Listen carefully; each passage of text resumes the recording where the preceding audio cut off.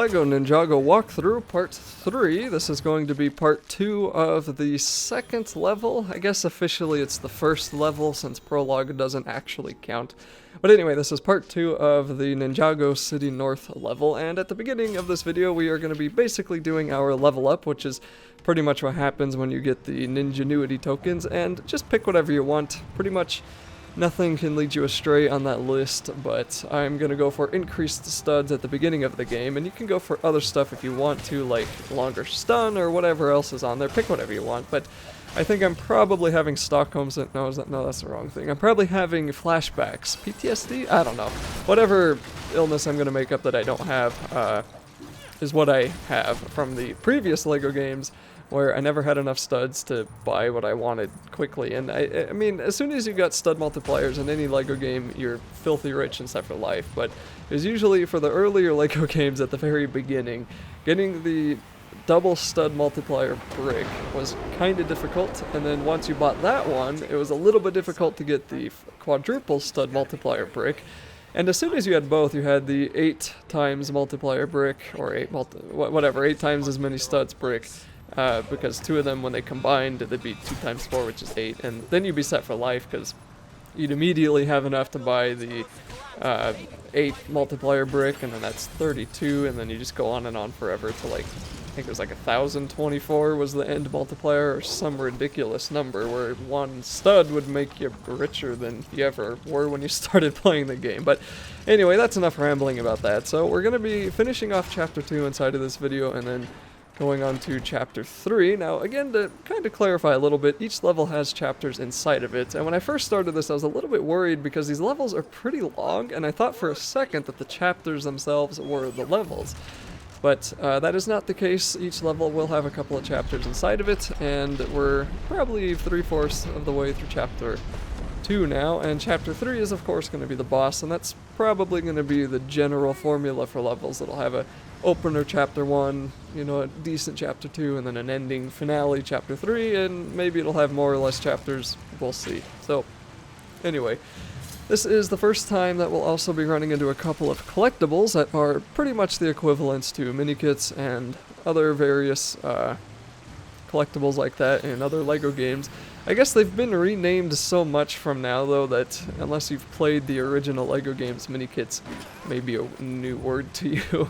It's kind of weird to think that these games have been around for so long now that there are probably people who have played Ninjago as their first Lego game. They haven't even played Lego Star Wars, but if you haven't played Lego Star Wars, go find it somewhere, play it. It is a lot of fun, and you'll see where these games started off from. So, anyway, here's another collectible. I think that's pretty much equivalent to the red brick. That gives us a new ancient scroll, so I think that's pretty much equivalent to the red bricks of the early ones. And Master of Detection, not sure what that does, but you can just look through your menus and you'll be able to see that later. You may have to buy those. I haven't looked at those too in depth yet, though. Here we'll want to switch to both heroes, and then we can pull open the generator, let the pig run out, which is a really interesting way of generating electricity. That was unexpected. And then we get another checkpoint. You get my couple of seconds of lag there, because for some reason this game just lags whenever I get a checkpoint, and pretty quickly we get another Ninjanuity token. This time I'm going to go for longer stun, which will make it a little bit easier to do those really fancy combos. And now that we have 4 Ninjanuity tokens, we can unlock the second row of tokens. So as you see, there are 3 rows, and I think there's 7 per row, so 7 times 3 is 21, so that's 21 total available skill points you'll be able to put in there, which those basically are skills that you're putting skill points into, so that's kind of cool. And then we're going to jump on over onto this side of the bridge, and then we'll be killing a couple of these enemies on the way, but unless there's a thing on the top of the screen that says you have to kill a certain amount of them, you don't actually have to kill them. You can just run right past them. That'll speed up the level a little bit, but it also makes it slightly less fun, I guess. So this is what I'm going to consider the mini-boss section of the level, just because we're going to be fighting a giant fish soon. Spoiler alert.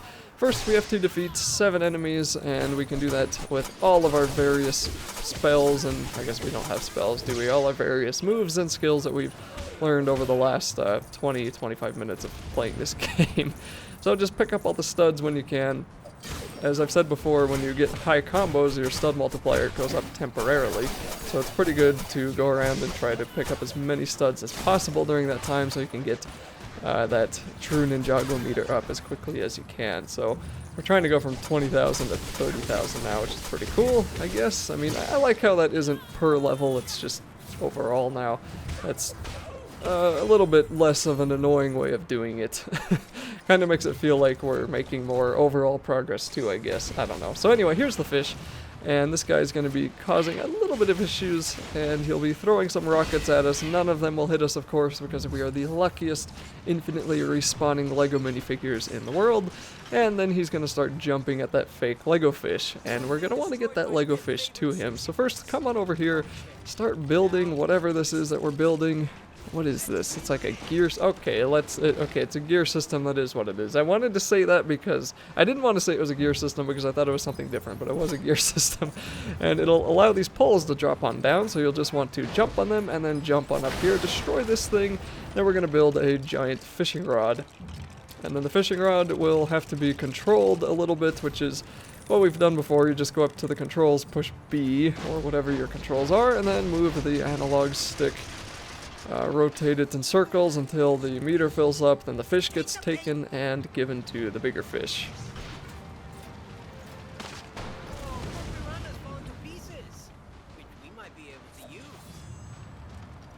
So with the remains of this previously living fish, we'll want to build a trampoline and jump up on top, and that should let us get on over there. Now, of course, the dang trampolines in any video game defeat me more than pretty much anything else in any video game. I mean, you look at the trampolines in the Mario games, you look at the trampolines in... Did Super Meat Boy have trampolines? I don't know, it's something kind of similar. Any platformer with trampolines mess me up. Crash Bandicoot with those stupid little turtles you have to jump on, which are trampolines. Yeah, that was bad. Okay. Moving on past that. We're now at Chapter 3, so once again, no cutscene. It's from the movie. I don't want to include it. And we're going to be fighting this guy who is on the shark, and I saw his name. I just saw it. There it is, Garmadon. Okay, so I'm talking over everything he's saying. Sorry about that. You should probably play the game if you want to listen to what they want to hear, though. Or if you want to hear what they want to say. So for Garmadon and his gigantic shark, all you got to do is fly around on this ship and then shoot those red arrows on his fish. And once you do that, his first health bar is going to go down. And then the second one will... be going down here soon. We just got to take down these shield generators that are currently walking on top of the building. So there's going to be 4 of them, I believe, and we'll just want to fly around, shoot them in the back a few times until they die. As you'll see right there, it says 4, so shoot them until it says 3. Move on, shoot the octopus, jellyfish, squid things if you want to, and just do that 4 times.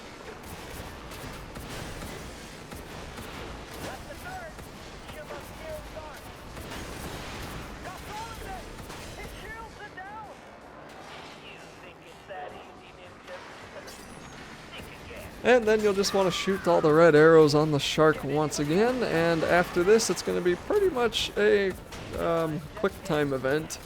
So there's not a whole lot left to say, but it's a pretty cool boss fight. This was a really fun first level. This level really kind of got me hyped for the rest of the game. I wasn't expecting a whole lot in this game, but this game is a lot of fun. So that'll be it for this video, and I'll see you in the next level of Lego Ninjago.